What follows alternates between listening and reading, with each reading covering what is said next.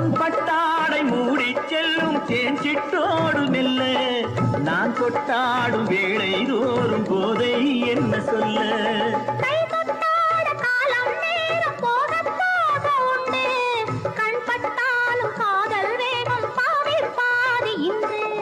பள்ளிக்கூடம் போகலாம் பக்கம் ஓடிவா பள்ளிக்கூடம் போகலாம் பக்கம் ஓடிவா